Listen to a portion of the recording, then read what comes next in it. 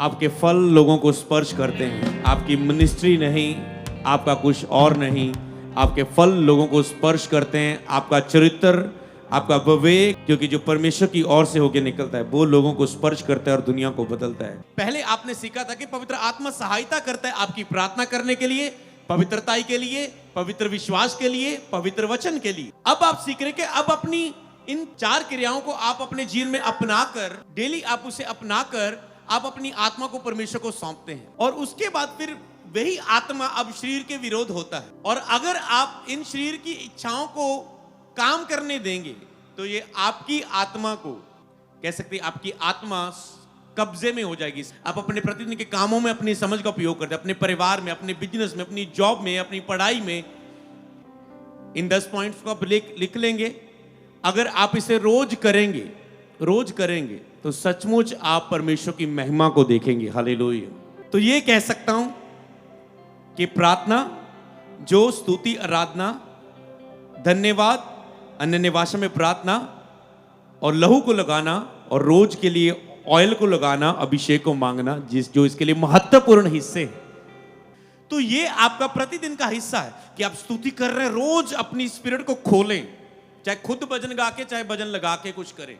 रोज यीशु के लहू को लगाना, तो बोलना, घोषणा करना लहू की। रोज अपने आप को अनॉइंटिंग ऑयल के साथ टच करना। तो वचन पढ़ना या सुनना मतलब हो सकता है आप सुबह उठ के 15 मिनट बाइबल पढ़े। अब आपका ऑफिस का 20 मिनट पढ़े, आधा घंटा पढ़े, ऑफिस का टाइम हो चुके हैं, तो आप बस में बैठे हैं तो आप वचन को सुन रहे हैं। तो खाने के समय आप जो धन्यवाद होता है, आपकी रोज की क्रिया होती है। आप कहते हैं प्रभु, दुनिया में खाना एक महत्वपूर्ण हिस्सा है। लोग कमा रहे, कर रहे हैं, सब कुछ खाने के लिए कर रहे हैं। हम क्या कर रहे हैं? जीने के लिए खाते हैं। हम दुनिया में, हमारा मिशन खाना नहीं है। हमारा मिशन जो खुदा ने हमें जिस बुलाहट के लिए भेजा है वो पूरा करना है। और उसे करने के लिए, जीवित रहने के लिए, तंदुरुस्त रहने के लिए हमें खाना खाना है। तो प्रतिदिन की वो रोटी है, जीवन है। वचन तो हमने लिया, तो आप हमेशा थैंक्स करें, फील करके थैंक्स करें। इसलिए कभी कभार आपकी फास्टिंग चलती है जिसमें आपके खाने पर नियंत्रण रहता है। अगर आप 3 टाइम रज के खाओ, आप आत्मा में नहीं बढ़ सकते। मतलब आपकी फास्टिंग नहीं भी है, फिर भी आपको एक टाइम छोड़ना चाहिए शरीर के लिए। शरीर और शैतान से रोज लड़ना, रोज चौकस रहना, रोज अलर्ट रहना। अगर आप डेली प्रयास नहीं कर सकते, हो सकता है आप दुष्ट की कैटेगरी में धकेल दिए जाओ। समझ पा रहे हैं? तो डेली उठना, जो खड़ा है वो डेली चौकस रहे। जो गिरा है, जो प्रभु की उपस्थिति से दूर है, जिसका मन लग रहा है कि मैंने गलती की, अब मुझे फिर से उस महिमा में आना, तो वो डेली उठे। डेली पश्चाताप, डेली रिपेंटेंस, पश्चाताप करना, डेली पश्चाताप करना कि दिन भर तेरे जीवन में क्या हुआ। रोज सुसमाचार के लिए तैयार रहना, ये आपका डेली का विषय, कि अपनी आत्मा तैयार हो। प्रभु आज आपको यूज करे, चाहे 2 दिन बाद, चाहे 5वें दिन, चाहे महीने में एक बार मौका आपको मिले, पर रोज आपकी आत्मा सुसमाचार के लिए तैयार हो। समय का सही उपयोग करना, तो इसमें अगर आपने जल्दी सोना या जल्दी उठना या समय का सही उपयोग करने में ये चीज आ जाती है, इसमें अगर आपने काम किया तो डेली प्रभु को अधिक से अधिक समय आप दे पाओगे। रोज बीज बोना, डेली मेहनत करो। आप बिजनेसमैन, उसमें मेहनत करो। आप जॉब करते हो, उसमें मेहनत करो। सबसे बड़ा युद्ध रोज फोन से लड़ना, इसका भी ध्यान देना। चाहे वो कसरत है, चाहे वो चलना है, रनिंग है, तो इसे भी डेली का अपना एक कुछ हिस्सा बना लें। तो इसलिए घोषणाएं करना ना भूलें। विश्वास से घोषणा करें अपने दिन के ऊपर कि आज कुछ ऐसा होगा, और सचमुच हो जाएगा। हालेलुया। बोलो परमेश्वर की महिमा हो, परमेश्वर की महिमा हो। जो वचन आज मैं सुनूं, उसको अपने जीवन में अपनाने के द्वारा मैं तेरी महिमा को देखूं। बोलो, जो वचन आज मैं सुनूं, उसे अपने जीवन में अपनाने के द्वारा मैं तेरी महिमा को देखूं।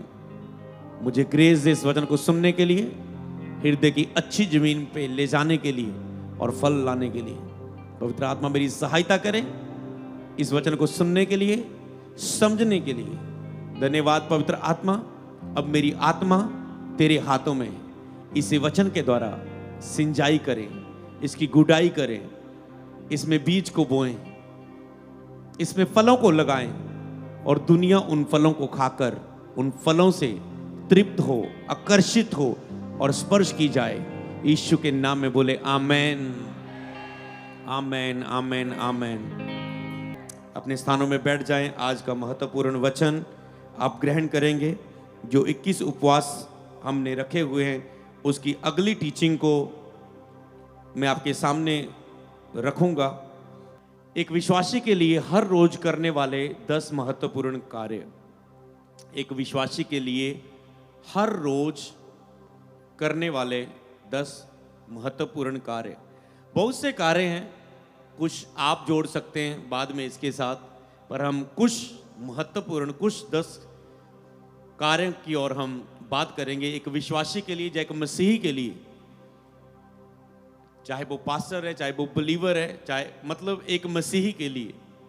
तो अगर मैं विश्वासी बोलूं, शायद एक सभी ना उसे ले पाए, समझ पाए। मतलब हर एक मसीही के लिए रोज करने वाले कुछ होते हैं, आप कभी कभार कार्य करते हैं, पर आपका ध्यान होना चाहिए कि रोज आपके लिए 10 महत्वपूर्ण कार्य कौन से हैं। तो फिर आपने, जब आप इसे सुने, तो आपने पहला प्रश्न अपने आप से करना है, क्या मैं इन्हें रोज अपने जीवन में लागू करता हूं? पहले आपको लिख लेना है, जब आप इसे सुनने से पहले, क्या मैं इसे रोज अपने जीवन में लागू करता हूं? तो अगर नहीं, तो जो भी आपको लगे, जो महत्वपूर्ण कार्य जो रोज आपको करना चाहिए, अगर आपको लगे मैं इसे नहीं कर रहा हूं, तो उस कार्य को अपने डेली रूटीन का हिस्सा बना लेना आज से। हालेलुया। ऑनलाइन मैं आपसे प्यार करता हूं और मुझे पता है आप आज की टीचिंग के लिए, शिक्षा के लिए भूखे हैं। हजारों लोग हैं, हजारों परिवार हैं, हंड्रेड्स में नहीं आप, और आप आज के वचन को सुनने के लिए तैयार हैं। तो अब आपको पूरा ध्यान से इन वचन को समझना है और हम इसकी ओर फिर बढ़ेंगे। ओके, सबसे पहले हम निकालेंगे भजन संहिता, उसका 31 अध्याय, उसकी 5 आयत को हम निकालेंगे। भजन संहिता 31 की 5। यहां पर लिखा है, मैं अपनी आत्मा तेरे हाथों में सौंप देता हूं, हे यहोवा, हे सत्यवादी ईश्वर, तूने मुझे मोल लेकर मुक्त किया है। कहता मैं अपनी आत्मा तेरे हाथ में सौंप देता हूं। तो रोज आपको इन महत्वपूर्ण कार्य के द्वारा अपनी आत्मा परमेश्वर को सौंपनी है। जब भी आप उन महत्वपूर्ण कार्य से बाहर आते हैं, आप अपनी आत्मा को परमेश्वर के हाथों से ले लेते हैं और आप अपने तरीके से चलाना शुरू कर देते हैं। आज आपने एक थोड़ा सा समय अपना ध्यान लगाया परमेश्वर की महिमा के लिए, ये एक कदम है पहला, कि आपने एक कदम रखा। तो रोज आपका ये विषय बन जाए, प्रभु मैं अपनी आत्मा तेरे हाथों में सौंपता हूं, पवित्र आत्मा मुझे पिता की महिमा तक ले जा, मैं महिमा को देखना चाहता हूं। महिमा केवल वो नहीं है जो आपके दर्शन आते हैं। आपके बीच में बहुत से बिलीवर होंगे, रोज बात करेंगे, पास्टर का सिर खाएंगे, मुझे ये दर्शन आया, वो दर्शन आया, मुझे ये दिखा, मुझे वो दिखा, मेरे साथ ये हुआ, वो हुआ। वो आपकी अपनी श्रद्धा है, अपना विश्वास है, मैं उसको बुरा नहीं बोलना चाहता हूं, पर महिमा वो नहीं है परमेश्वर की, वो बहुत डिफरेंट है। जिस दिन वो आपने देख ली, कह सकते हो आपके अंदर से लोगों को परमेश्वर और उसके काम दिखने लग जाएंगे। हालेलुया। और दुनिया बदलने शुरू हो जाएगी। हालेलुया। तो यहां का टॉपिक है कि मैं अपनी आत्मा तेरे हाथों में सौंप देता हूं। तो अपने आत्मा आपको परमेश्वर के हाथों में सौंपनी है कि पवित्र आत्मा मुझे पिता की महिमा को देखने के लिए मदद करें। ओके, 5 टीचिंग में आपने एक हाथ को देखा था, और आज उस हाथ में हम, जब हम एंड होने वाले 21 फास्टिंग संडे पूरे हो जाएंगे, तो हम उस एक हाथ में कुछ नए पॉइंट्स को हम पढ़ेंगे। The power of Holi spirit वही सेम है, पर इसमें कुछ चेंज आया, आप उसे समझेंगे आज। पवित्र आत्मा और मनुष्य का आत्मा। सबसे पहली फिंगर, मतलब जो लीड करने वाला था, अंगूठा जो था, उसमें केवल पवित्र आत्मा था। पहले हम पढ़ेंगे तो पवित्र आत्मा और मनुष्य का आत्मा। अब मैं इसमें जोड़ रहा हूं, आपने उसके विषय में सीख लिया, अब आप नजदीक पहुंच रहे हैं अपनी आत्मा को परमेश्वर को सौंप देने के लिए। पवित्र आत्मा और मनुष्य का आत्मा, मतलब इसका एक होना बहुत जरूरी है, परमेश्वर का आत्मा और मनुष्य का आत्मा। आपका शरीर प्रभु के साथ संगति नहीं करता, आपका आत्मा परमेश्वर के साथ संगति करता है। तो परमेश्वर का आत्मा और मनुष्य का आत्मा यहां पर शुरू होता है फर्स्ट फिंगर पर, मनुष्य की अपनी समझ। अब ये पॉइंट बाद में आएगा कब आपको इस वचन के उपयोग पर जरूरत पड़ेगी। मनुष्य की अपनी समझ, आंखें, मुंह और कान। लास्ट टाइम आपने उस हाथ में पवित्रताई के बारे में वचन सुना था। तो पवित्रताई के कनेक्शन ये तीन ही है। सबसे अधिक अपनी मन की रक्षा कर, मतलब मनुष्य आपकी आत्मा, मनुष्य की आत्मा, समझ पा रहे हैं ना? मनुष्य की आत्मा जिसे बदल डालने के लिए प्रभु ने बोला है, चेंज करने को बोला है। मतलब आपका मन आत्मा, हृदय, उसे अलग अलग नाम से आप पुकारते हैं। तो वो परमेश्वर का आत्मा स्थिर है, पर मनुष्य का आत्मा मन बदलता है। परमेश्वर लिखा है, मैं कभी नहीं बदलने वाला परमेश्वर हूं। मैं कभी नहीं, मैं सोता ना कभी उंगलाता, मैं कभी ना बदलने वाला परमेश्वर, मैं आज जुगाजुग एक सा हूं। परमेश्वर का आत्मा कभी नहीं बदलता। मनुष्य का आत्मा है जो बदलता है। ओके, यहां पर पढ़ेंगे। परमेश्वर का आत्मा जब भी बदला तो वो मनुष्य के लिए बदला, उसका मन बदला कि अब मैं ये करूंगा, अब मैं ये करूंगा। पर परमेश्वर ने अपनी ओर से उसने कभी भी नहीं बदला। पढ़ेंगे यहां पर। ओके, तो आपके पवित्रता में विरोध की चीजें कौन सी थी? मनुष्य की जो आत्मा के विरोध में आती, लेकिन शरीर आत्मा के विरोध में। अब सारा शरीर, ये हाथ ने क्या आत्मा के विरोध, मतलब इन सारे शरीर को लीड करने वाली कौन सी? जो आत्मा के विरोध में। लेकिन आत्मा के अनुसार चलो, तुम शरीर की इच्छा को पूरा ना कर पाओगे। मतलब अपनी आत्मा परमेश्वर की आत्मा को सौंप दो तो तुम शरीर की इच्छाओं को पूरा ना कर पाओगे, तुम पाप में नहीं गिरोगे, तुम पवित्रता में खड़े रहोगे। अब आत्मा के फल है और शरीर के काम है। शरीर के काम तो प्रगट है, अवतार, व्यभिचार, गंदे काम, लुचपन, बुराई, नफरत, ईर्ष्या, झगड़े, नशे, व्यभिचार, तो सारी चीजें वो शरीर के कामों में आती। पर वो क्रिया में कैसे आती, असर किन चीजों का होता उन पर? तो शरीर आत्मा के विरोध है, आत्मा शरीर के विरोध है। तो जब आपकी आत्मा, पवित्र आत्मा को आप सौंप देते हैं तो ये शरीर के विरोध काम करना शुरू करती। पहले आपने शिक्षा में सीखा कि पवित्र आत्मा, जो दोनों हाथों को अब हम एक साथ देखेंगे, पहले आपने सीखा था कि पवित्र आत्मा सहायता करता है आपकी प्रार्थना करने के लिए, पवित्रताई के लिए, पवित्र विश्वास के लिए, पवित्र वचन के लिए। अब आप सीख रहे कि अब अपनी इन पांचों क्रियाओं को, 4 क्रियाओं को आप अपने जीवन में अपनाकर, डेली आप उसे अपनाकर आप अपनी आत्मा को परमेश्वर को सौंपते हैं।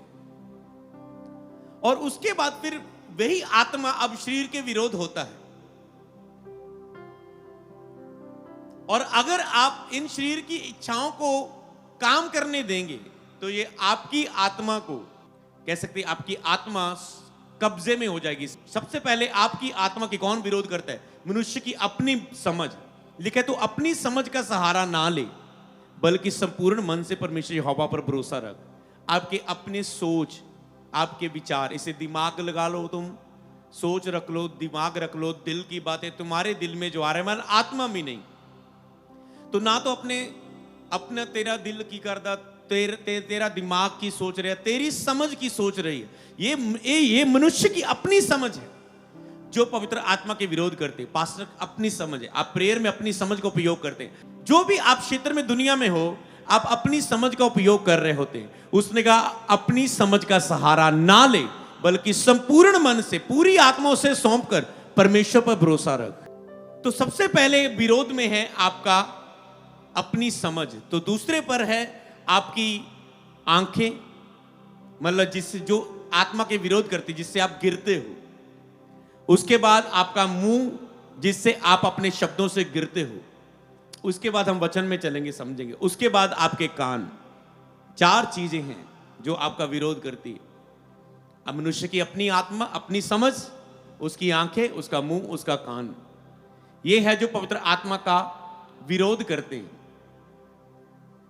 तो डेली अब हम उन वचनों को समझेंगे, महत्वपूर्ण कार्यों को। कि कब आपको इस जो मैंने पॉइंट सिखाया कहां उपयोग करना है, इसे हम पढ़ेंगे। भजन संहिता 30 की 12 को हम पढ़ेंगे। सबसे पहले आपने पढ़ा था, मैं अपनी आत्मा तेरे हाथ में सौंपता हूं। यहां पर लिखा है, ताकि मेरी आत्मा तेरा भजन गाती रहे और कभी चुप ना रहे। ताकि कहता है मेरी आत्मा तेरा भजन गाती रहे और कभी चुप ना रहे। हे मेरे परमेश्वर यहोवा, मैं सर्वदा तेरा धन्यवाद करता रहूं। बोलो रोज, सर्वदा। इसमें आया रोज धन्यवाद करना, रोज भजन गाना। मेरी आत्मा तेरा भजन गाती रहे, कभी चुप ना रहे। भजन संहिता 34 की 1, उसे आप लाइन कर सकते, मेरी आत्मा भजन गाती रहे, धन्यवाद। अब 34 की 1, मैं हर समय यहोवा का धन्यवाद करूंगा। बोलो हर समय, हर समय, रोज धन्यवाद।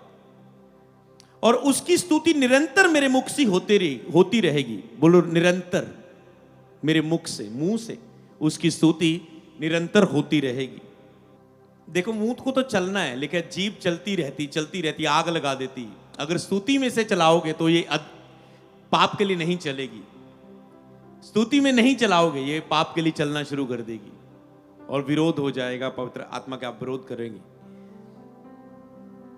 भजन संहिता 35 की 28 में लिखा है, तब मेरे मुंह से तेरे धर्म की चर्चा, दिन भर तेरी स्तुति निकलेगी। कहता मेरे मुंह से तेरे धर्म की चर्चा होगी और दिन भर तेरी स्तुति निकलेगी। बोलो दिन भर स्तुति, दिन भर स्तुति निकलेगी। मतलब रोज करने वाला कोई कार्य की बात कर रहा है वो। रोज धन्यवाद, रोज स्तुति करना, रोज भजन गाना, आराधना करना, वो इस विषय में बात कर रहा है। ओके, अब हम यहां पर उन 10 महत्वपूर्ण कार्य को लिखेंगे, मतलब जो रोज आपके लिए करने के लिए इंपॉर्टेंट है, और हम उसके विषय में कुछ बात करेंगे। तो सबसे पहला कार्य जो आपके लिए आपका है वो है प्रार्थना, जिसमें आप क्या करते हो, जिसमें नंबर 1 आराधना, नंबर 2 धन्यवाद, नंबर 3 अन्य भाषा में प्रार्थना। बाकी आप खुद जोड़ सकते हो, उसमें समझ पा रहे हैं। तो प्रार्थना मतलब केवल प्रार्थना नहीं, आप उसमें आराधना भी उसी क्रिया में यूज होती है और आप धन्यवाद भी उसी में करते हैं और अन्य भाषा में भी आप उसी में प्रार्थना करते हैं। तो मैंने उसे अलग नहीं किया अन्य भाषा में प्रार्थना का पॉइंट। तो ये रोज का आपका हिस्सा। तो सबसे पहले तो प्रार्थना क्या, रोज करने वाली क्रिया।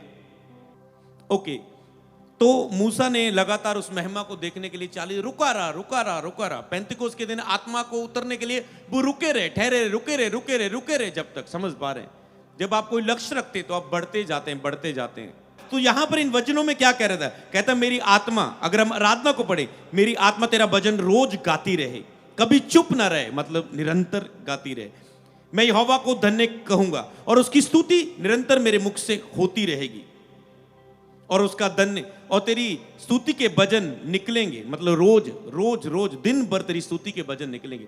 तो आराधना को आप केवल आराधना नहीं, आप स्तुति आराधना कह सकते हैं। स्तुति आराधना, धन्यवाद और अन्य भाषा में प्रार्थना। बाकी प्रार्थना में तो आपको पता है, प्रार्थना का मतलब मांगना है अपने लिए, दूसरों के लिए, लोगों के लिए, वो आपके टॉपिक्स होते हैं। पर प्रार्थना कभी अकेले नहीं। प्रार्थना मतलब प्रार्थना, स्तुति, आराधना एक बड़ा हिस्सा है प्रार्थना में। अन्य भाषा का वरदान है तो एक बड़ा हिस्सा है आपकी प्रार्थना में। धन्यवाद आपकी प्रार्थना का बड़ा हिस्सा है, उसमें करना। तो इसमें हम 3 पॉइंट्स में हम डीप नहीं जाने वाले, पर आप उसे देखें तो स्तुति मतलब आप जिसमें आप रोज जो आपकी करने वाली, आपको पता है रोज स्तुति करनी, रोज आप ऐसे भजन गा कर जिसमें अपने शरीर को खोलें आप, ये रोज करने वाला होना चाहिए, जिसे हम प्राप्त करेंगे उसकी महिमा को देखने के लिए। मतलब स्तुति मतलब आप नाच के, जय जयकार करके आप परमेश्वर के लिए गा रहे हैं, समझ पा रहे हैं। उसका धन्यवाद नाच के, झूम के, तालियां बजा के, चिल्ला के जोर से आप कर रहे हैं, ये परमेश्वर की स्तुति है। जो आप परमेश्वर को प्रसन्न होके, खुशी से, पूरा झूम के, नाच के, उसकी दिल खोल के तारीफ करते हुए, शुक्रिया अदा करते हुए, उसकी महिमा के लिए गाते हुए आप उसकी स्तुति कर रहे हैं। तो एक है फिर आप आराधना करते जिसमें आप शांत मन के साथ स्तुति आप करते, जब आपका धन्यवाद का समय, फिर आप शांत मन के साथ जिसमें आप करते हैं कोई भी आराधना हो, तेरी स्तुति हो आराधना करता हूं मैं तुझसे, मतलब जिसमें आप पूरे ध्यान से शांत होकर परमेश्वर को महिमा देते हैं। तो ये आप, और इसके मीनिंग्स बहुत गहरे हैं पर इसे हम सिंपल भाषा में अगर समझे तो ये है। तो आप रोज कई वक्त केवल शांत शांत शांत शांत आप रहें, आपकी आधी आत्मा नहीं खुलेगी, बंदी रहेगी, बस आप शांत शांत आराधना कर रहे हैं। इसलिए जरा वो चर्च में देख रहे हैं वर्शिप स्लोली भी होती है, फास्ट भी होती, मतलब स्तुति के भजन भी होते हैं, आराधना के भजन भी होते, धन्यवाद के भजन भी होते।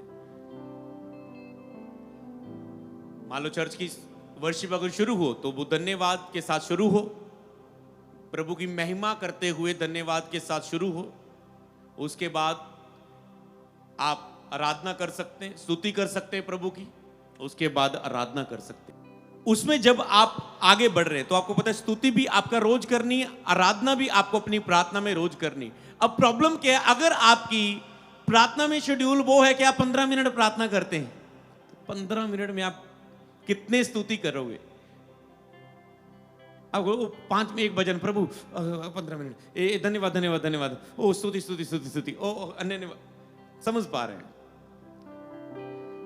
आपको इसीलिए समा चाहिए प्रार्थना में, क्योंकि प्रार्थना में एक हिस्सा नहीं बहुत से हिस्से हैं जिसे आप होके गुजरते हैं। तो ये आपका प्रतिदिन का हिस्सा है कि आप स्तुति कर रहे हैं, रोज अपनी स्पिरिट को खोलें, चाहे खुद भजन गा के चाहे भजन लगा के कुछ करें। 1-2 भजन आप फोन पर यूज कर सकते हैं शुरुआत में अगर आपका माहौल नहीं बन रहा है, पर हमेशा वो जरूरी नहीं होते, पर खुद गाओ। उसके बाद मेन ये पार्ट है कि आप खुद गा रहे हैं, कुछ भी जितना भी प्रभु के लिए गा सकते हैं। तो स्तुति, आराधना, और उसके बाद रोज धन्यवाद करना कि जो कुछ भी हुआ अब तक के जीवन में उसे धन्यवाद करते रहना उन बातों को, क्योंकि अगर आप ये रोज नहीं करेंगे हो सकता है कुछ आपके जीवन में हुआ और आप उसके लिए दिल से धन्यवाद देना भूल गए।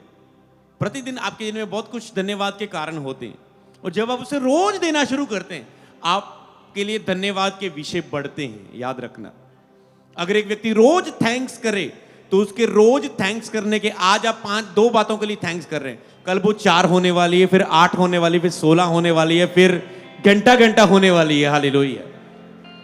क्योंकि रोज करते रहने से आपकी वो चीजें बढ़ती हैं। तो रोज थैंक्स करना कितनी नॉर्मल बात लगती है कि बड़े प्रभु के दास जो अब दुनिया में नहीं रहे, तो उनसे पूछा कि आपकी सामर्थ का रहस्य क्या है, वो कहते हैं उठते ही मैं बस प्रभु का धन्यवाद करना शुरू कर देता हूं, क्योंकि उनकी लाइफ में उपकार ही इतने बेशुमार है, इतने ज्यादा है उनकी लाइफ में, तो रोज उठ के धन्यवाद में ही उनके घंटे निकल जाते हैं।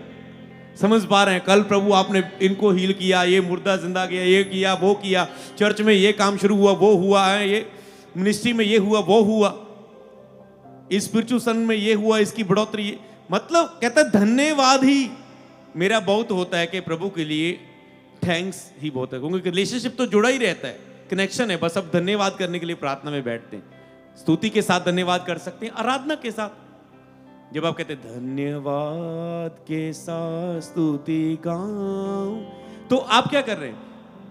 तो धन्यवाद रहे, पर स्तुति के साथ धन्यवाद कर रहे हैं, आराधना के साथ आप धन्यवाद कर रहे हैं, स्तुति के वचन के साथ तो मैं चिल्लाकर गाऊंगा, सबको ये सुनाऊंगा, तो आप उस चिल्लाकर भी स्तुति करते हुए भी धन्यवाद कर रहे हैं। तो धन्यवाद से अपनी आत्मा को भर के रखना, रोज आराधना, रोज स्तुति आराधना, रोज धन्यवाद आपकी प्रार्थना, और रोज अन्य भाषा में। पौलुस कहता है मैं सबसे अधिक अन्य भाषा में प्रार्थना करता हूं। जितना अधिक आप इसे करेंगे उतना अधिक आपकी लाइफ में ग्रेस अनॉइंटिंग आपकी लाइफ में आती है। तो ये रोज करने वाली बातें, तो कि सिंपल, अगर अब हम इसे सिंपल बात में लिख दे, नंबर 1 क्या बना?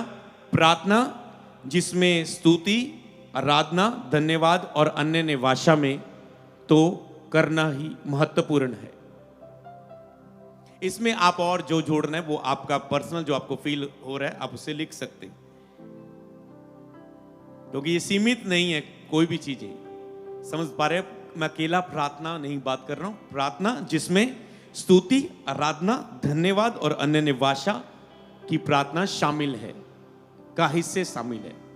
बाकी प्रार्थना के तरीके हैं, विनती की प्रार्थना, अधिकार की प्रार्थना, फायर प्रेयर, है ना, मांगने की प्रार्थना, तो वो दूसरों के लिए प्रार्थना, अपने लिए प्रार्थना, वो सारे एक हिस्से में रहते हैं। हालेलुया।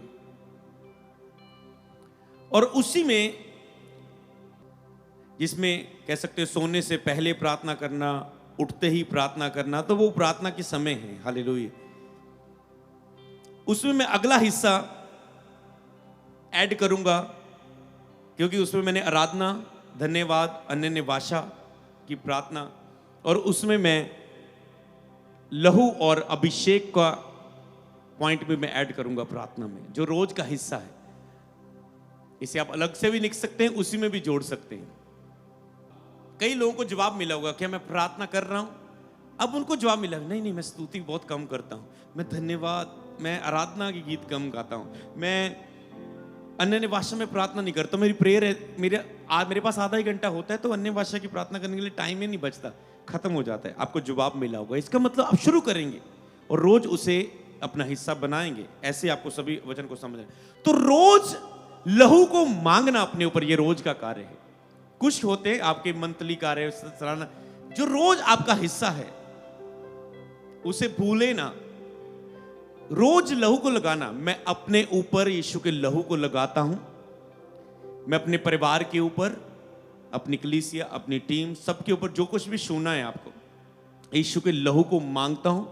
यीशु तेरे लहू को अपने ऊपर मांगता हूं। वो लहू के लिए कैसे प्रेयर करते हैं आपको पता है। रोज अनॉइंटिंग ऑयल अपने ऊपर अप्लाई करना, तो ये रोज के कार्य हैं। तो कई वक्त आप भूल जाते हैं लहू को, अपने आप को जवाब मिलेगा कि बेसिक चीजें हैं, 10 महत्वपूर्ण रोज का कार्य है, फिर भी मैं क्यों नहीं कर रहा था। अगर आप इसे अपना ले तो खुद ब खुद आपकी प्रेयर का समय बढ़ जाएगा, क्योंकि उसमें क्रियाएं बढ़ चुकी हैं। तो रोज आप ऑयल को लगाएं। लहू है जो अपना कार्य करता है। लिखा है यदि कोई बीमार है तो तेल मलकर उनके लिए प्रार्थना करें। अकेली प्रार्थना भी हो सकती है, वो कहता है, पर तेल वो इसलिए दर्शा रहा है, तेल मल के प्रार्थना, मतलब याद रख, केवल तेरी प्रार्थना नहीं, सामर्थ के बिना प्रार्थना अधूरी है। मतलब अभिषेक के बिना वो प्रार्थना काम नहीं करेगी। मतलब तेरी लाइफ में अनॉइंटिंग भी होनी चाहिए। चाहे तू किसी के अभिषेक किए हुए तेल को लगा रहा है, जैसे पतरस पर रुमाल स्पर्श करा के, पौलुस पर रुमाल स्पर्श करा के लेके जा रहे पतरस की परछाई, वो एक हिस्सा जा रहा है आगे। आपकी किसी के अभिषेक को आप अपनी कलीसिया, अपने अपने मेंटर के ऊपर अभिषेक है, आप उनके अधीन है, और आप अनॉइंटिंग ऑयल लेके जा रहे हैं, अपने चर्च के लोगों पर अप्लाई कर रहे हैं। तो मतलब आप समझ पा रहे हैं अभिषेक को। आपको पता है केली प्रार्थना की बात नहीं वो कर रहा है, अभिषेक की प्रार्थना। तेल की प्रार्थना से रोगी बच जाएगा अगर पाप ने किया, क्षमा हो जाएगा। यदि कोई बीमार है, तेल मल के प्रार्थना कर, मतलब अभिषेक के साथ, अभिषेक के साथ प्रार्थना कर। हालेलुया। वो समझाना चाहता है, इस ध्यान को आपके कर्ष करना चाहता है। वो तेल पर ध्यान करके अपनी महिमा तेल को नहीं देना चाहता, वो तेल को ध्यान करके वो समझाना चाहता है। तो इसीलिए आप इसे रोज अप्लाई करें। रोज अनॉइंटिंग, आप किसी अनॉइंटिंग के नीचे, अपने स्पिरिचुअल फादर के नीचे आपको अभिषेक किया तेल मिला है, लगाएं उसे। आप पास्टर हैं, आपके पास अपने स्पिरिचुअल फादर ने अनॉइंटिंग किया तेल के, अभिषेक किया तेल है, लगाएं उसे। और तेल जब लगा रहे हैं तो आप क्या कह रहे हैं? आज के लिए आज का अभिषेक ग्रहण करता हूं, यीशु मसीह के नाम में इस प्रार्थना को मांगता हूं। बोले आमीन। प्रार्थना एंड से, एंड क्या है? क्या आप इससे एंड करते हो प्रार्थना का? प्रार्थना का एंड यही है, लहू में कवर करके ऑयल को मांगना। लहू में तो आप छिपे हुए हैं, सुरक्षा मांगी आपने, पर कुछ करने के लिए आपको अभिषेक चाहिए। समझ पा रहे हो? उस दिन में क्षमा मांग ली, लहू की घोषणा करके क्षमा मांग ली, क्षमा मांग के बैठे रहोगे बस। अब उसके उठ के उसके नाम का प्रचार करना है। तो आपको अभिषेक माना, आज के लिए अभिषेक को ग्रहण करता हूं। तो चाहे आप 15 मिनट ऐसे खड़े होकर रिसीव करो, चाहे आप भर के लेटो फेटो, जो भी आपके साथ होता है रो रू के, चाहे आप सिंपली, आपके पास जितना भी टाइम है आप उतना ही दे पाते हैं। अगर आपको पूरी तरह से आपके पास 1-2 घंटा, आप कहेंगे आज तो अभिषेक लेना ही है, आग से बपतिस्मा दे, मसा दे प्रभु, आज 2-3 घंटे 5 घंटे उपवास रख के ये पूरा दिन सारे काम छोड़ के तेरे साथ, तो आप पूरी तरह अभिषेक लेंगे। नहीं तो आप शब्दों में भी ले, आज के लिए आज का अभिषेक ग्रहण करता हूं, ग्रहण करता हूँ, ग्रहण करता हूँ, ग्रहण करता हूँ। Yes yes yes Lord, yes उपस्थिति तेरी ग्रहण कर। आइए पवित्र आत्मा, छूइए छूइए। आज के अभिषेक ग्रहण करता हूँ, ग्रहण करता हूँ। आप महसूस कर रहे हैं कि आपके अंदर कुछ आत्मिक एनर्जी, आत्मिक ताकत, स्वर्ग से सामर्थ आपके शरीर में आ रही है आज के दिन के लिए। ग्रहण करता हूँ। यस यस आमीन। यस छूइए पवित्र आत्मा, ग्रहण करता हूँ। छूइए छूइए प्लीज प्लीज, यीशु के नाम में मांगते हैं, आमीन। तो ऐसे आप ग्रहण करते हैं। आपने अब ग्रहण किया, अब आपके अंदर अभिषेक आया जो आज के दिन के लिए आपकी अगुवाई करेगा, क्योंकि जाजकों का प्रतिदिन अभिषेक होता था। आपको रोज के लिए रोज का अभिषेक चाहिए। तो अनॉइंटिंग ऑयल से टच करके हो सकता है कि आपने वो अभिषेक, जो पावर आप परमेश्वर से मांग रहे हैं, आपको उसके भी दिन रहना है। जो पावर परमेश्वर की आपके अगुवे के द्वारा भी बह सकती है। हो सकता है आप मांग रहे हैं, वो पावर आपके ऊपर उतर रही है। हो सकता है आप किसी मेंटरशिप के नीचे और आप उस अभिषेक की तेल को लगा रहे हैं और अचानक से आप पवित्र आत्मा से भर गए, क्योंकि आपने अनॉइंटेड एक फेथ को टच किया, फेथ से टच किया अपने आप को और आप टच किए गए उससे। हालेलुया। तो आप इसे अकेला अकेला लिख लो, चाहे एक साथ लिख लो, ये आपकी आत्मिक स्पिरिट के हिसाब से है। तो पहला कार्य ये महत्वपूर्ण है, प्रार्थना, जिसमें ये चीजें शामिल होती। दूसरा पॉइंट है वचन को पढ़ना और सुनना। जो आपका डेली का हिस्सा हो, वचन को पढ़ना या सुनना, पढ़ना या सुनना। वचन पढ़ने या सुनने से विश्वास बढ़ता है। आप परमेश्वर को सुन रहे हैं, अपनी समझ का सहारा नहीं लेना चाहते हैं। आप परमेश्वर को सुनना चाहते हैं, आप परमेश्वर को देखना चाहते हैं। तो वचन पढ़ना या सुनना। सुनना मतलब हो सकता है आप सुबह उठ के 15 मिनट बाइबल पढ़ें। अब आपका ऑफिस का 20 मिनट पढ़े, आधा घंटा पढ़े, ऑफिस का टाइम हो चुके हैं, तो आप बस में बैठे हैं तो आप वचन को सुन रहे हैं, जाते। आपने आराधना नहीं सुबह से की तो आप आराधना का वचन लगा रहे हैं। आपने स्तुति नहीं की, आप स्तुति का वचन लगा के जा रहे हैं। आपने तो नहीं तो आप वचन नहीं आपसे पढ़ा गया, आप अब सुन रहे हैं। बस में आप पढ़ नहीं सकते, गाड़ी में आप पढ़ नहीं सकते, आप सुन रहे हैं। आप ऑडियो बाइबल सुन रहे हैं, वचन नहीं पढ़ा तो वचन ही पढ़ना है, ऑडियो बाइबल पढ़ सकते हैं। तो आप वचन को पढ़ना और सुनना, तो ये आपके लिए है। ओके, अगला जो हिस्सा है, हम तीसरे पॉइंट के लिए बात करेंगे। वो कभी कभी भी कोई भी पॉइंट आ जाएगा।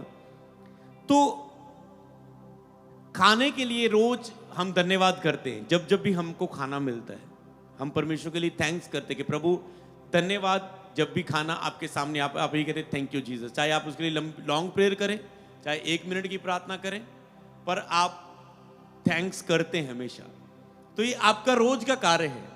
मतलब एक समय ऐसा ना आ जाए, लोग जीरो प्रेयर वाले, उनकी एक मुंह पर रहता है, जब खाना आए वो कहता है धन्यवाद, थैंक यू जीसस, धन्यवाद।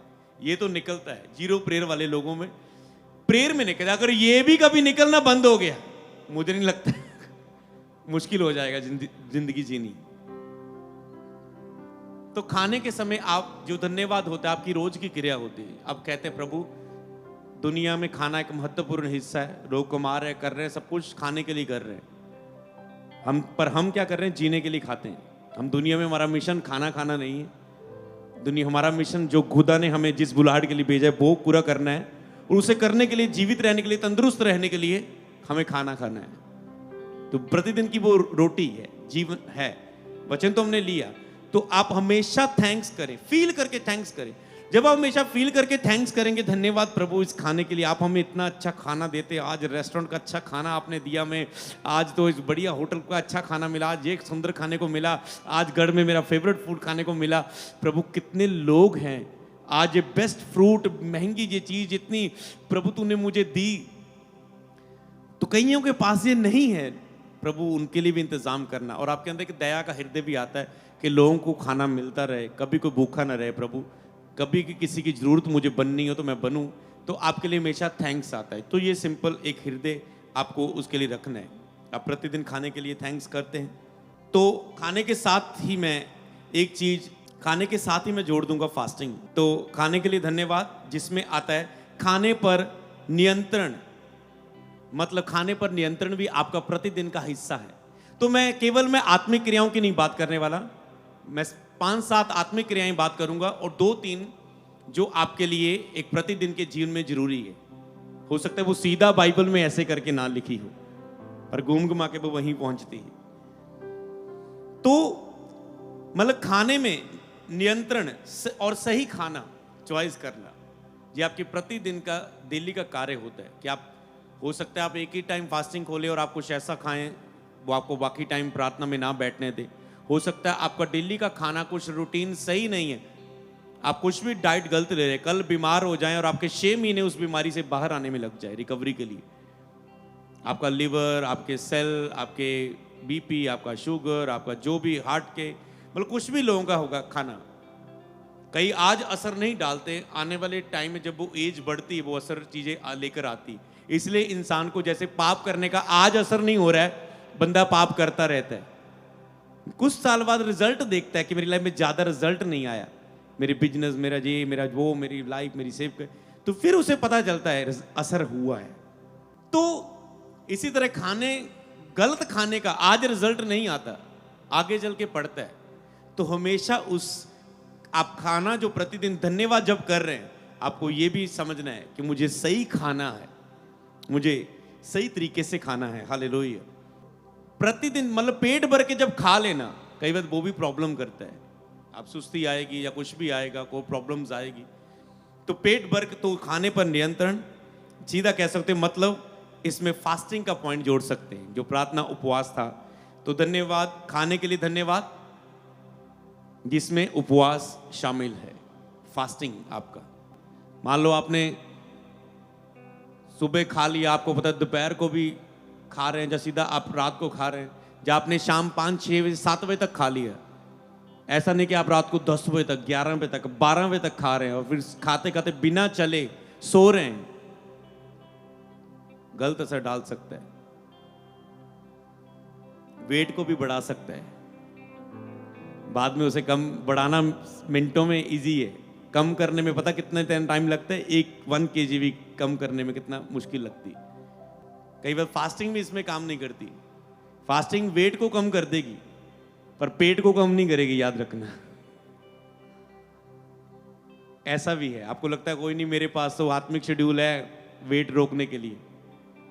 मतलब हम जब खाने की बात कर रहे हैं, केवल फास्टिंग, आप किस फास्टिंग पर, आज कुछ हम डिफरेंट बातें कर रहे हैं, आपको पता है, जब लास्ट टीचिंग की ओर हम बढ़ रहे हैं। तो केवल फास्टिंग मतलब फास्टिंग नहीं, खाने में आप धन्यवाद कर रहे हैं तो आपका खाने पर नियंत्रण, सही खाना चॉइस करना अपना, चाहे आप खुद ब खुद करें, चाहे आपकी फैमिली आपको गाइड करे, चाहे डाइट प्लान ले आप डॉक्टर से, चाहे आप किसी के भी अपने जिम ट्रेनर है जो आपको अच्छी सलाह, डब्बे डुब्बे ना खिलाए, ठीक है, और वो चीजें।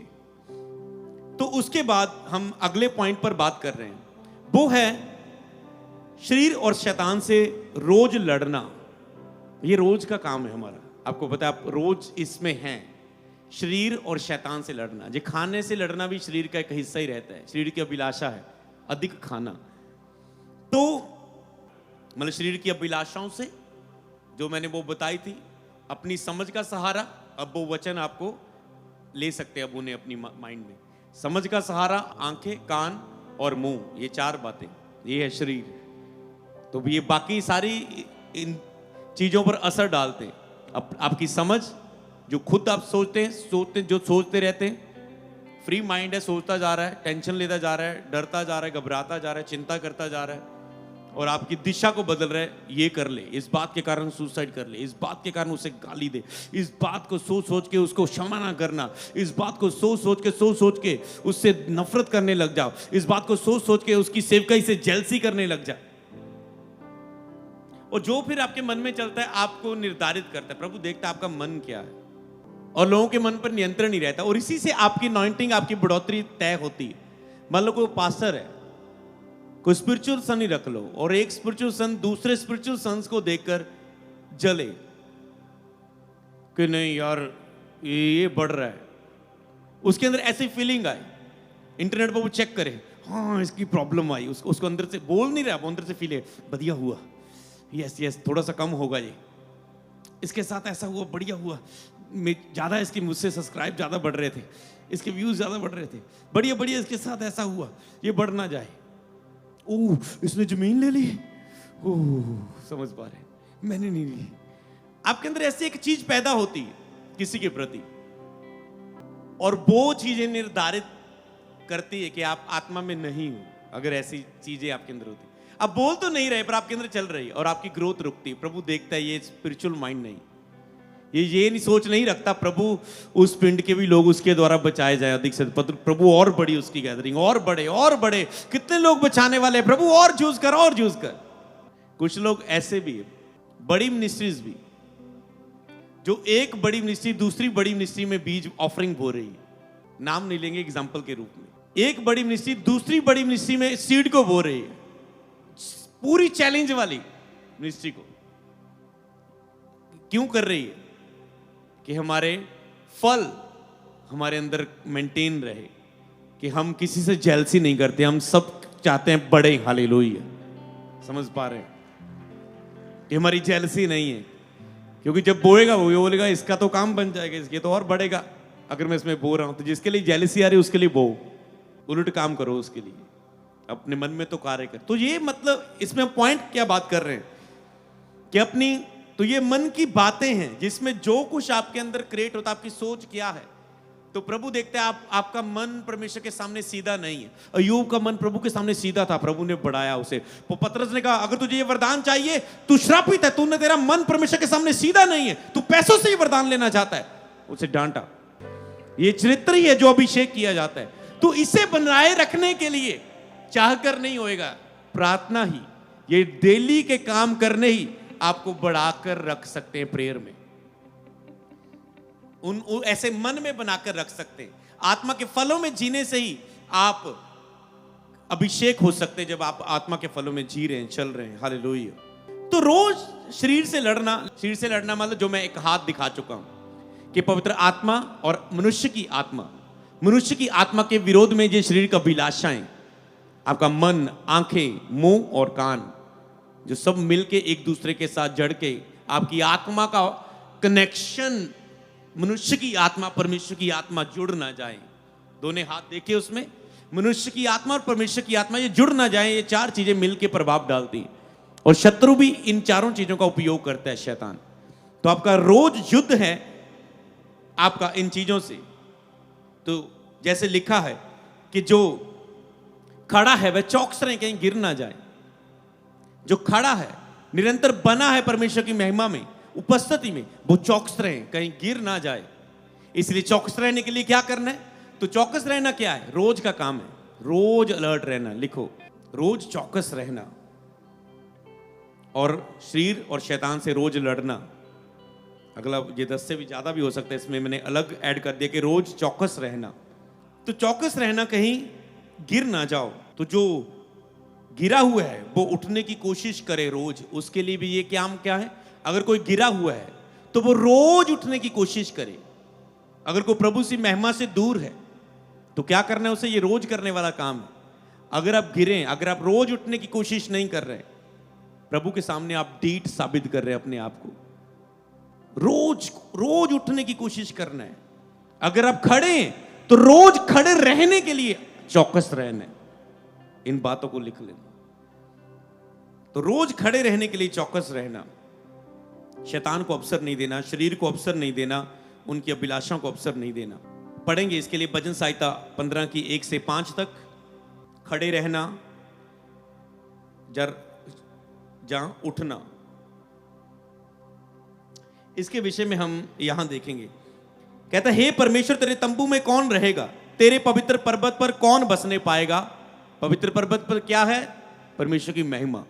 मूसा ने पवित्र पर्वत पर जाकर वहां पर प्रभु की उपस्थिति में रह के क्या देखा? प्रभु की महिमा को। तेरे पवित्र पर्वत पर, मत तेरे सिंहासन के सामने, महापवित्र स्थान में कौन प्रवेश करेगा? इस पृथ्वी में रहते हुए आत्मा के द्वारा कौन प्रवेश करेगा? कौन बसने पाएगा? इसमें वही 4 चीजें आती हैं।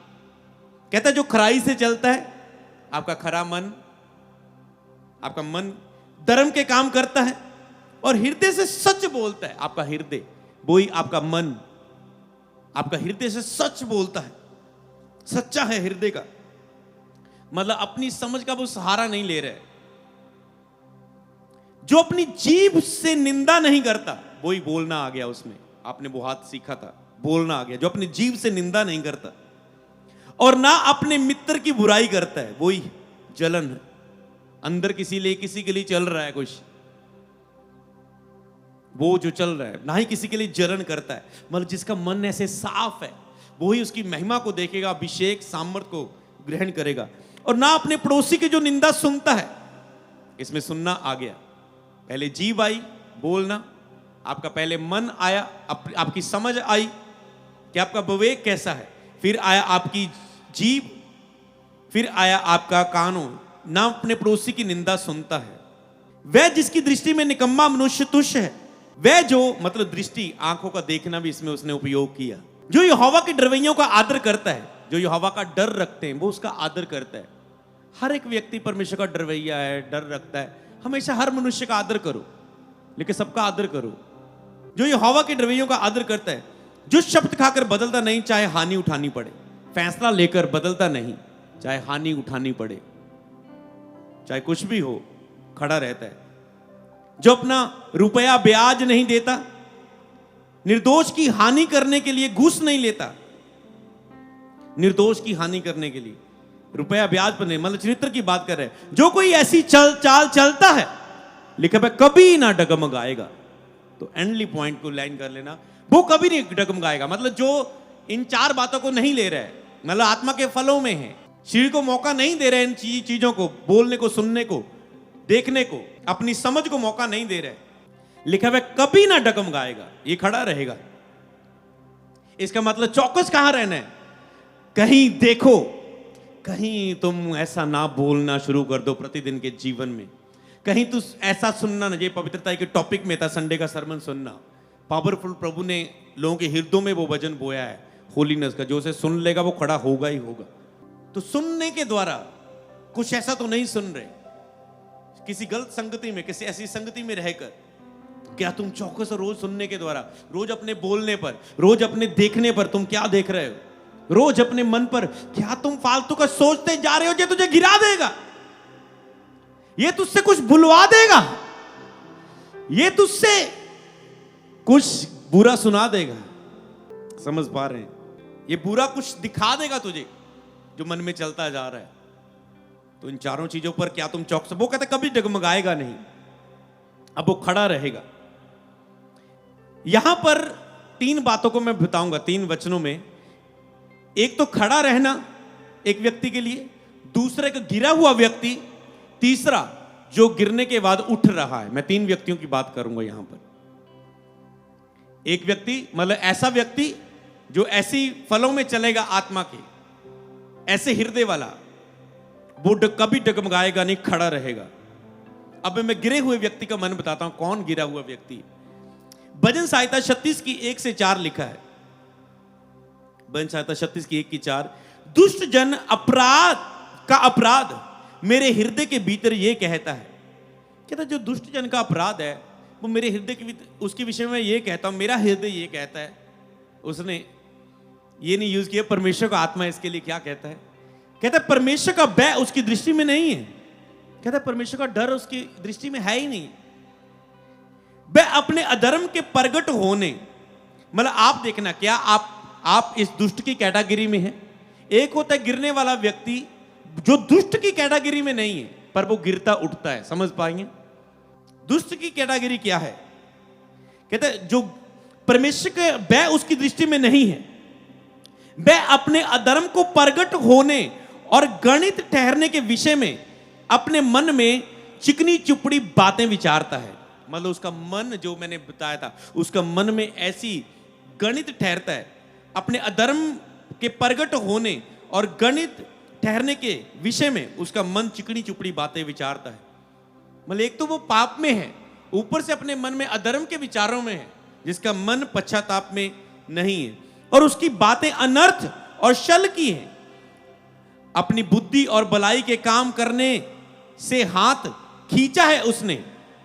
ये बुद्धि जो मनुष्य की अपनी समझ, वह बिछौने पर पड़े पड़े अनर्थ कल्पना करता है। अपने बिस्तर पर पड़े पड़े अनर्थ सोचता जा रहा है, अनर्थ कल्पनाएं कर रहा है, बुरे विचार कर रहा है। वह अपने कुकर्म पर दृढ़ता से बना रहता है, अपने पाप पर वो दृढ़ता से बना रहता है, अपने कुकर्म पर कड़क उसमें ही चलता जा रहा है। मतलब डेली उठने के लिए प्रयास नहीं कर रहे। एकदम से नहीं आप उठ जाते, आपको 10 दिन लग सकते, 15 दिन लग सकते, 20 दिन लग सकते, महीना लग सकता है, 40 फास्टिंग रखने पड़ सकते हैं। अगर आप डेली प्रयास नहीं कर सकते, हो सकता है आप दुष्ट की कैटेगरी में धकेल दिए जाओ। समझ पा रहे हैं? तो डेली उठना, जो खड़ा है वो डेली चौकस रहे, जो गिरा है, जो प्रभु की उपस्थिति से दूर है, जिसका मन लग रहा है कि मैंने गलती की, अब मुझे फिर से उस महिमा में आना, तो वो डेली उठे। वो डेली कल्पना ही करता है और बुरे विचार, बुराई से वह हाथ नहीं खींचता, बुराई में ही है, उससे हाथ अपना खींचता नहीं, उठने की कोशिश नहीं कर रहा है। बुराई में हाथ है ना, तो खींच नहीं रहा, छोड़ नहीं रहा। मतलब किसी, जैसे किसी बंदे के अपनी पत्नी के अलावा कहीं और रिलेशनशिप है, खींच ही नहीं रहा, छोड़ ही नहीं रहा उसे। प्रचार सुनता जाएगा, छोड़ ही नहीं रहा। समझ पा रहा है? उसके लिए कुछ कर ही नहीं रहा, डिसीजन नहीं ले रहा है, उस मसले को हल ही नहीं कर रहा है। चोरी है, करता जा रहा है, काम पे है, चर्च में है, जहां भी हो, घर में हो, छोड़ ही नहीं रहा, सुनता जा रहा है वचन को, खींच नहीं रहा, उठने की, ऊपर से उठने की कोशिश भी नहीं कर रहा है। अपने आप को वैसा ही सेट कर लिया, जैसे आज का यूथ है जो पाप में, तो वो सेट करके बैठे अपने आप को, नॉर्मल उठने की कोशिश नहीं कर रहा है। आ नहीं रहा यूथ मीटिंग में, आ नहीं रहा रेगुलर चर्च में, आ नहीं रहा डिसाइपलशिप मीटिंग में, आ नहीं रहा फास्टिंग प्रेयर को ज्वाइन नहीं कर रहा है। मतलब नहीं, डीट है। आप बहुत अनुग्रह से दूर हो जाएंगे, आपकी लाइफ खतरे में अगर आप इस कैटेगरी में, जो भी ऑनलाइन भी है। पर एक ऐसी कैटेगरी भी है जो डेली उठ रहा है। भजन संहिता 32 की 1 से 10 आयत। भजन संहिता 32 की 1 से 10 आयत। क्या ही धन्य है वह जिसका अपराध क्षमा किया गया, जिसका पाप ढांपा गया हो। कई बार जब आप हर एक, जब को गलती करते हैं, हर एक पर सेम चीज लागू नहीं करती। आप कहते प्रभु ये मेरे और तेरे बीच का मसला हो प्रभु, और आप कहते प्रभु, आप कहते मेरे अपराध को क्षमा कर। क्या ही धन्य है वे पुरुष जिसका अपराध क्षमा किया, क्योंकि आपका रिकॉर्ड बोलता है। मतलब जब मनुष्य के सामने आप अपराध करते हैं, तो आपका, मान लो आप 5 साल से कहीं जॉब कर रहे हैं, कहीं आप कभी गलती नहीं की, छोटी सी आपसे मिस्टेक हो जाए, आपके घर में चिंताएं थी, आप निराश थे, आप पाप में गिरे थे, आप शरीर में थे, आपसे छोटी सी गलती होगी, मालिक क्या कहेगा? ओके, इग्नोर किया, माफ किया, मसीह में माफ किया तुझे, छोड़, चलो तेरा रिकॉर्ड अच्छा था, आगे से ध्यान रखना। पर अगर आपका रिकॉर्ड ही ऐसा रहे बीच बीच 4-5 सालों में, कभी कोई आप कहेंगे यार तूने तो अब हद ही कर दी, आउट। समझ पा रहे? तो ऐसे ही परमेश्वर आपके बीच का पर्सनल हो सकता है, किसी ने वो गलती की, किसी ने, उसके लिए वो अलग बर्ताव हो, उसके साथ किसी की गलती के लिए अलग बर्ताव हो उसके लिए। तो ये आपका पर्सनल मैटर होता है परमेश्वर के साथ। क्या ही धन्य है वह जिसका अपराध क्षमा किया गया, जिसका पाप ढका गया हो, जिसका पाप माफ कर दिया गया, जो पाप के अधिकार में ना रहे, जो स्वतंत्र हो जाए, उसका लेखा उसे ना देना पड़े। उसने गलती की, माफी मांगी, उठ गया, कोई असर नहीं, रिजल्ट हुआ। समझ पा रहे हैं? प्रभु ने वेट किया, कोई असर नहीं हुआ, कोई उसकी मिनिस्ट्री, उसका पर्सनल लाइफ, उसका फाइनेंस, उसकी हेल्थ, उसका आत्मिक जीवन, समझ पा रहे हैं? क्योंकि उसने पश्चाताप किया। जिसका पाप ढांपा गया हो। क्या ही धन्य है वह मनुष्य जिसके अधर्म का यहोवा लेखा ना ले और उसकी आत्मा में कपट ना हो। मत जिसकी आत्मा स्वतंत्र हो जाए, कपट ना हो उसके अंदर। स्वतंत्र आत्मा इसे कहते हैं, आजाद आत्मा। वही परमेश्वर का आत्मा, मनुष्य का आत्मा। अगर आपकी आत्मा बंधी हुई है पाप से, तो वो आजाद आत्मा नहीं, स्वतंत्र आत्मा नहीं, तो वो स्वतंत्र आत्मा नहीं। तो जिसकी आत्मा में कपट ना हो, तो वो आजाद आत्मा है, स्वतंत्र आत्मा है, मनुष्य का आत्मा। वह मनुष्य के अधर्म का लेखा ना ले। कहते अब उसने बताया कि क्या करना चाहिए उस व्यक्ति को। कहते जब मैं चुप रहा, तब दिन भर कराहते कराहते मेरी हड्डियां पिघल गई। कहते जब तक मैं चुप रहा अपने पाप के विषय में, मैं मुसीबत में पड़ता गया, मुसीबत में पड़ता, जब तक मैंने डेली उठने की कोशिश नहीं की, डेली उसके लिए कदम नहीं उठाया। तो ये चीज मैं इसलिए बता रहा हूं क्योंकि आज के समय पाप का लेवल बहुत बढ़ चुका है। तो आपको इस विषय पर ध्यान अब लेके आना है कि तुम डेली उठ रहे हो या नहीं। तो पाप केवल पाप ही नहीं, पाप यह भी है कि आप 6 दिनों से बाइबल नहीं उठाई, पिछले 10 दिनों से घर में मैरिज है, आपने प्रार्थना ही नहीं की। प्रार्थना रहते लोगों का प्रभु न्याय करेगा। तो वो भी आप कह रहे प्रभु माफ करे, मैं 15 दिन तुझसे दूर रहा, मैं कितना शारीरिक बन चुका हूं। तो समझ पा रहे, गिरना हर एक चीज है। गिरना केवल गंदी मूवी देख के पाप में गिरना नहीं है। या नशे करने वाले ने आज 3 महीने बाद फिर से पैग लगा लिया निराशा में आके, वो ही गिरने की बात नहीं है। गिरते हो आप हर विचार में हो, जिस बात के लिए आप रोज सॉरी मांगते हो, रोज पश्चाताप करना, ये भी आपकी प्रार्थना का हिस्सा है। ये भी लिख सकते हैं।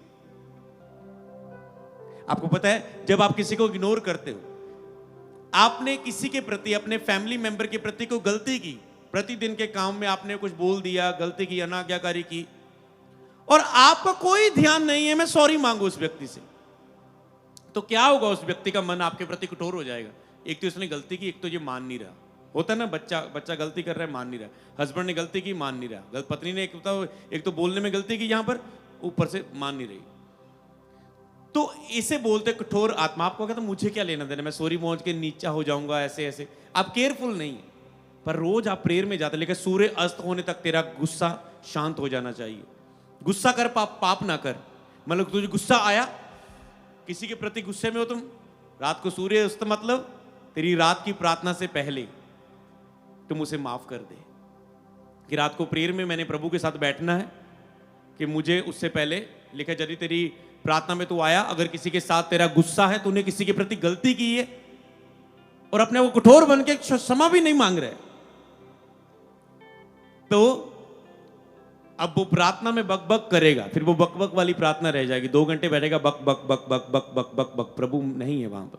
कहते पहले जा, मेल मिलाप कर उससे, फिर वेदी पर अपनी भेंट लेके आ, पहले नहीं। तो यहां पर ऐसे समय आते हैं, यहां पर आपको अपने लिए कार्य करना होता है। इसी तरह परमेश्वर के सामने जब आप बिना पश्चाताप के जाते हैं, परमेश्वर के सामने आपकी वो बात है जो आपके दिन प्रतिदिन आपके चरित्र में थी। आपने किसी पास्टर को देख के जेलसी अंदर डली हुई थी, आपने किसी पास्टर की कुछ देखकर आपने उसके विरोध में बहुत सी बातें बोल दी, बिना जांच पड़ताल किए हुए, बिना कुछ समझे हुए। परमेश्वर बनने की लोग बहुत कोशिश करते हैं। परमेश्वर मत बनो, परमेश्वर एक ही है। परमेश्वर बनना मतलब क्या है? मतलब मैं बोलूं डेली अनॉइंटिंग ऑयल यूज करो, किसी की ऐसी सोच होगी, नहीं ये नहीं नहीं ये नहीं नहीं नहीं ये नहीं होना चाहिए,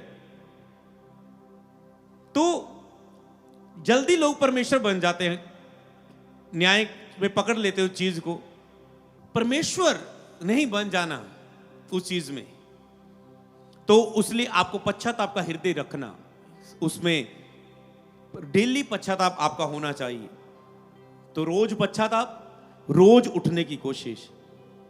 जब मैं चुप रहा, कहते दिन भर कराते कराते मेरी हड्डियां पिघल गई, क्योंकि रात दिन मैं तेरे हाथ के नीचे दबा रहा। मेरी तरावट धूप काल सी सराहट बनती गई। जब मैंने अपना पाप तुझ पर प्रगट किया, अपना अधर्म ना छिपाया। कहता जब मैंने अपना पाप तुझ पर प्रगट किया, तेरे सामने मान लिया, किसी के विरुद्ध है उसमें क्लियर किया,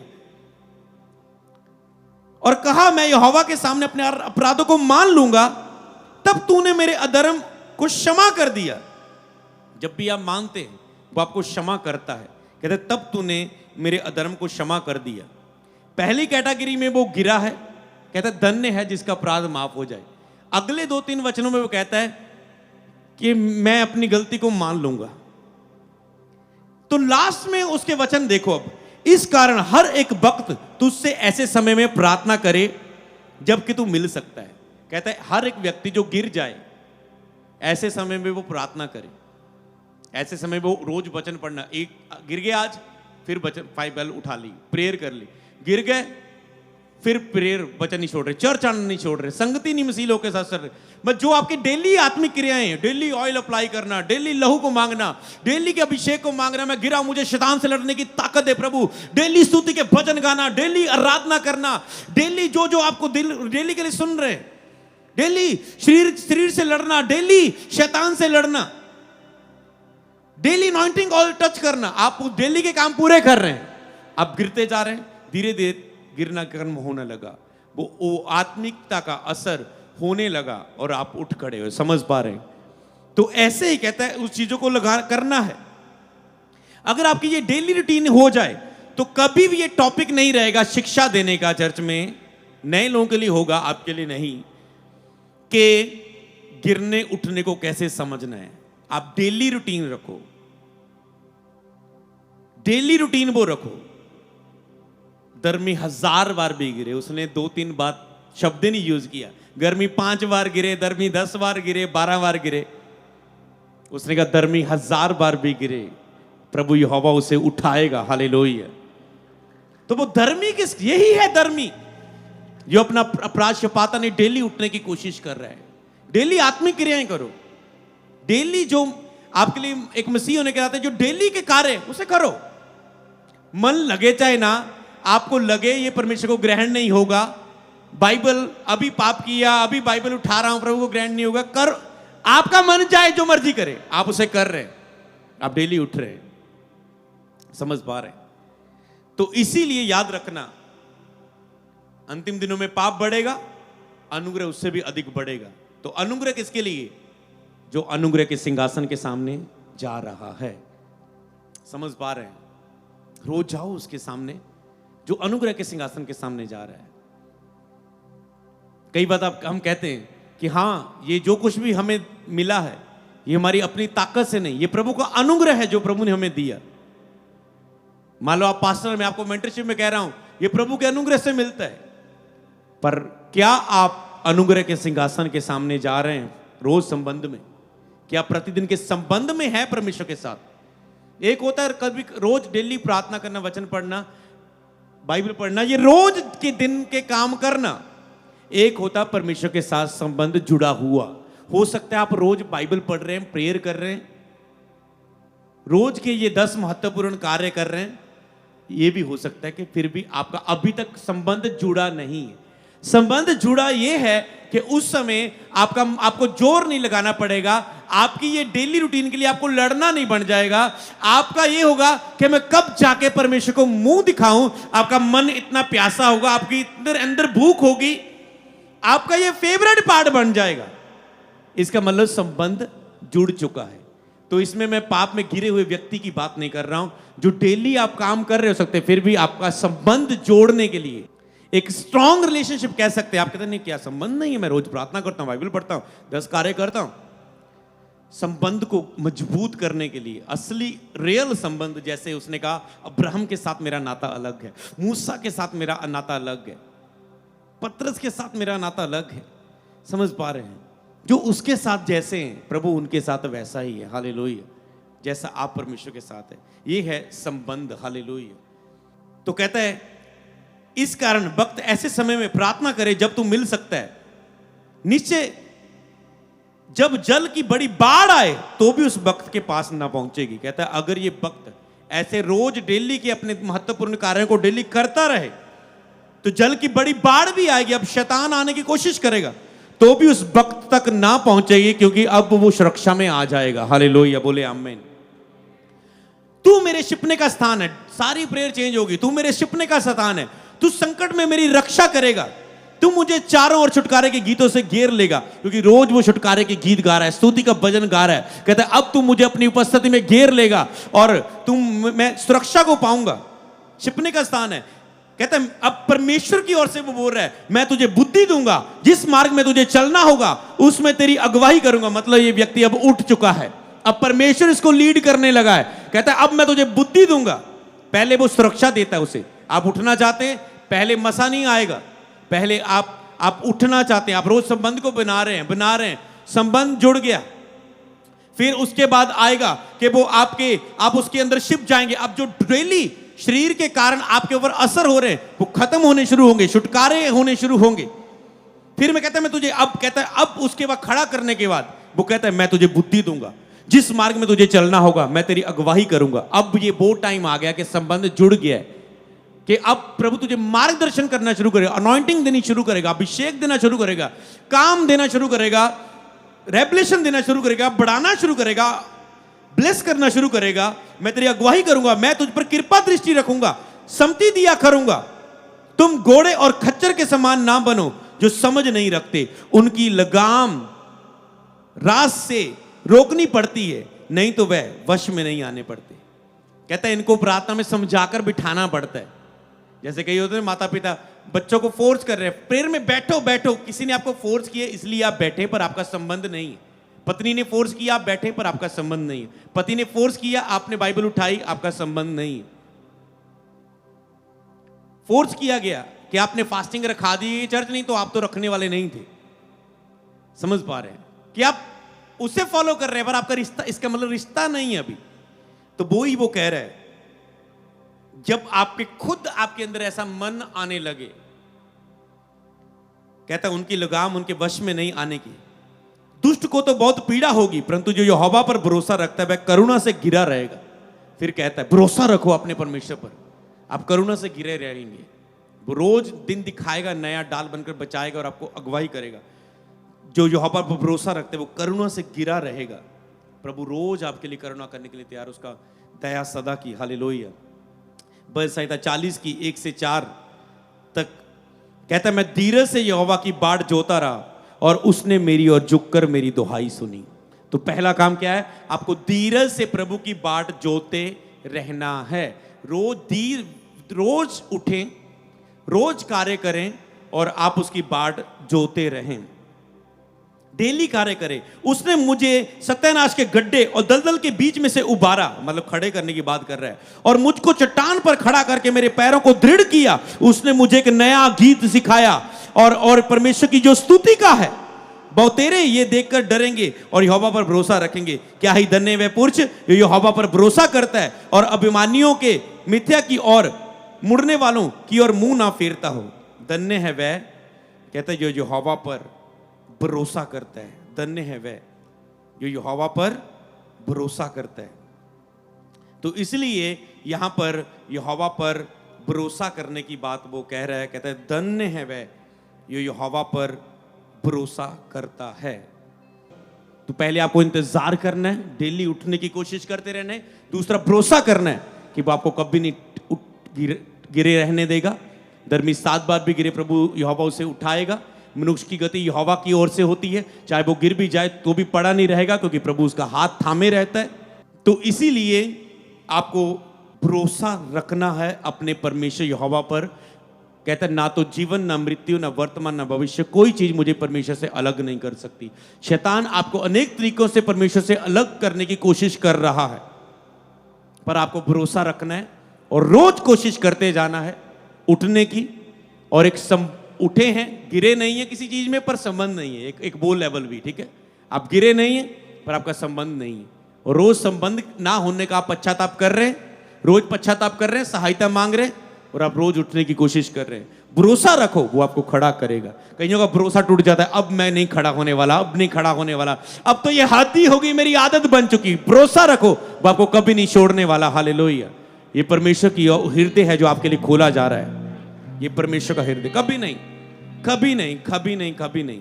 बस आदत बना लो। ये लास्ट प्रीच है उठने के लिए, गिरने उठने के विषय में, क्योंकि ये बड़ा विषय है आज मसीहियत का। जो इसे लेते हैं, आज से आप गिरना उठना विषय नहीं लेंगे।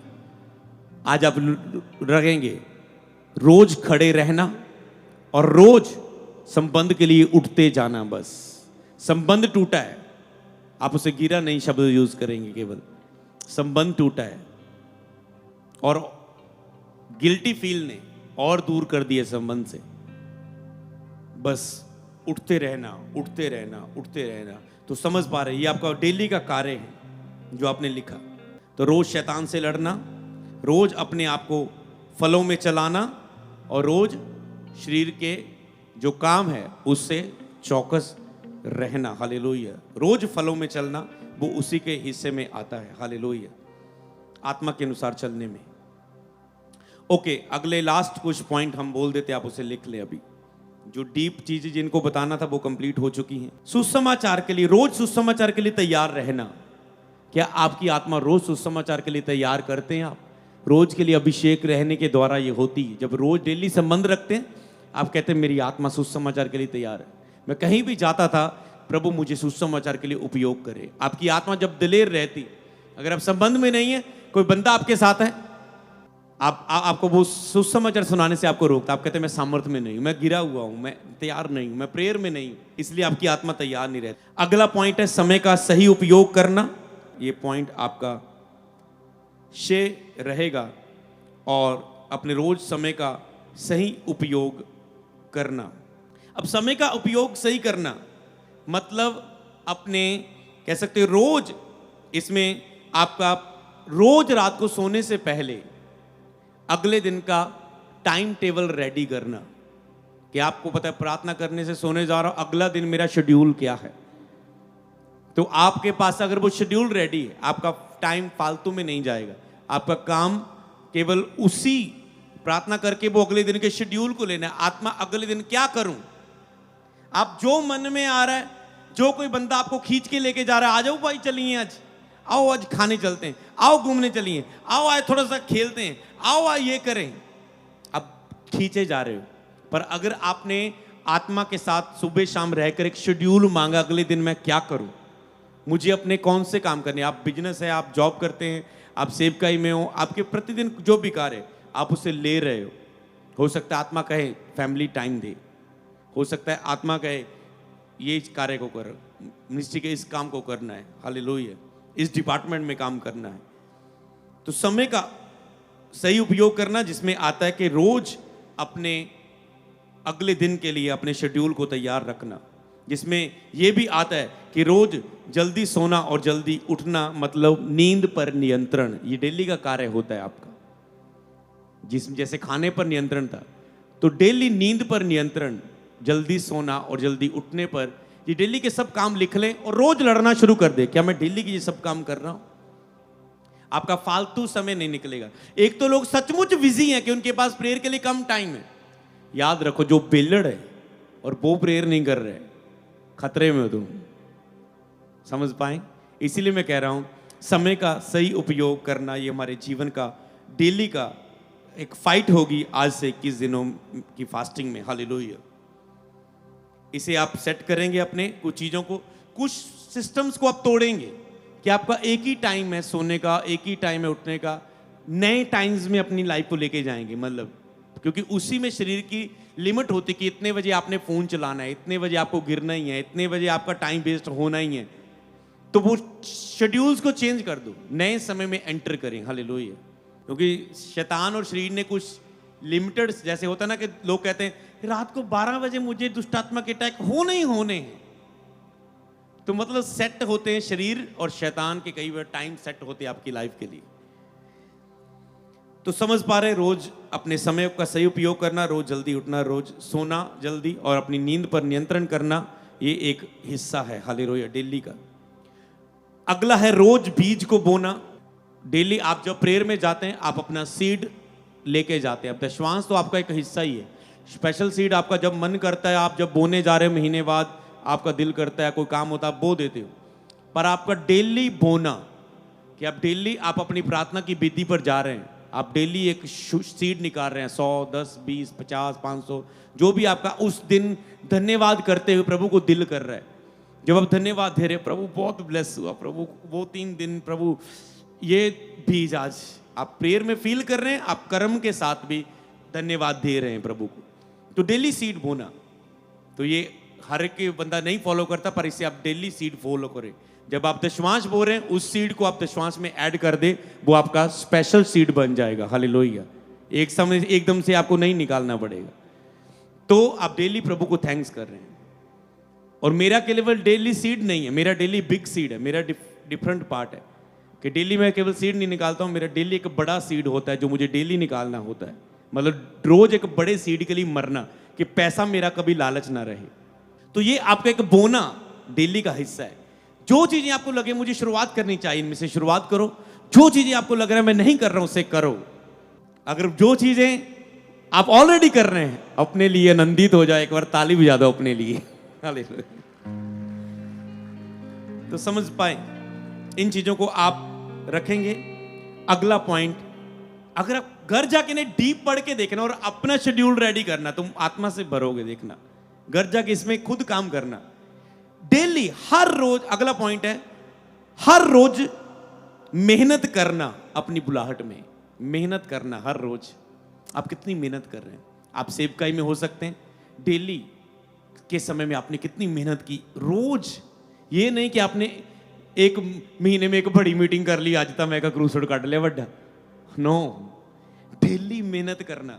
आप एक बिजनेसमैन हो सकते हैं, रोज दुकान पे जा रहे हैं, आ रहे हैं, आज कुछ मेहनत करें कि कुछ अधिक कमाएं उस बुद्धि के काम से और खुदा के राज्य में अधिक बोएं। और हालेलुया। आपकी कोई भी ड्यूटी लगाई है, बच्चों की परवरिश, उसमें मेहनत करो। जो भी आपकी बुलाहट दी है खुदा ने, सेवकाई दी है, उसमें मेहनत करो। डेली मेहनत करो तो गरीब नहीं रहोगे, कंगाल नहीं रहोगे। देने के लिए होगा, बोने के लिए होगा, मदद करने के लिए होगा, भलाई करने के लिए होगा। किसी भी हिस्से में रोज का काम है ये, डेली मेहनत करना, अवसर को बहुमूल्य जानना, समय को कीमती जानना। अमीर लोग तो समय की पूजा ही करने लग जाते हैं, वो ज्यादा ही हद में पार है। तुम तो शुरुआत ही नहीं कर रहे इसकी। वो तो कहते हैं समय ही हमारे लिए है। कई मीरों ने तो यही कह दिया आगे कि मेरा एक नोट पीछे गिर गया, 10 मिनट में पीछे जाके उसे उठाऊंगा, उस 10 मिनट में पता नहीं मैं कितने नोट और छाप दूंगा मैं अपनी कंपनी में काम करके बुद्धि से। कहते हैं मैं उस गिरे हुए नोट को नहीं, अमीरों ने ऐसे बोली चीजें कि नोट को नहीं उठाऊंगा, समय मेरे लिए इतना महत्वपूर्ण है कि वो चीज गिर गई तो मैं उसको उठाने के लिए मैं इतना टाइम लग जाएगा, इतने टाइम में अपने कंप्यूटर पर मैं इतना काम करता हूं, उस जैसे मैं 1000 चीजें छाप दूंगा पैसा। तो आपके लिए समय महत्वपूर्ण कितना है?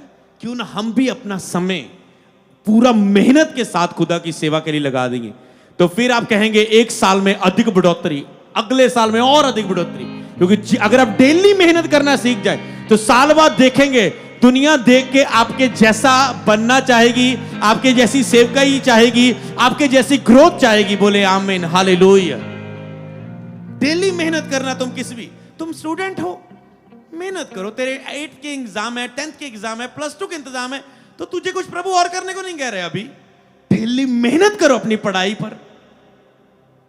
जॉब बिजनेस कर रहे हो, डेली अपने बिजनेस को प्रमोट करने में, स्पॉन्सर करने में, फेसबुक, इंस्टा, यूट्यूब पर उसकी ऐड करने के लिए, लोगों को बताने के लिए। अगर मैं टाइलें लगाता हूं, अगर किसी को टाइल का काम की जरूरत पड़ी मुझे बताना। यहां जा रहे हो, टाइल के काम की जरूरत पड़ी तो मुझे बताना। जहां जा रहे हो टाइल के, आपने 100 बंदों को बोल दिया और अगले महीने उसमें से 5 की ठेके आ गए। आपको समझ पा रहे? पर एक बंदा बैठा है, बस ही प्रे करे हो, काम नहीं आता, कोई ठेका नहीं मिलता। समझ पा रहे हो? मेहनत नहीं कर रहे।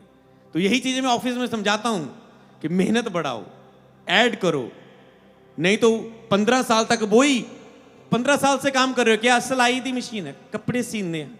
कितने लोग नीचे काम करते हैं? कल्ला ही है जी। अरे अभी तक तो तेरे नीचे 10 साल तेरी खुद की सिलाई की बड़ी कंपनी हो जानी चाहिए, तेरे तो ब्रांड बन जाना चाहिए था। 10-15 लोग तेरे नीचे काम करने वाले होने चाहिए थे। क्यों? क्योंकि चाहा ही नहीं, मेहनत नहीं की, इच्छा नहीं रखी। तुम ऐसे नहीं करना, क्योंकि आने वाले समय कंगाल हो जाओगे अगर ये चीजें मेहनत नहीं करोगे। डेली मुश्किल हो चुका है।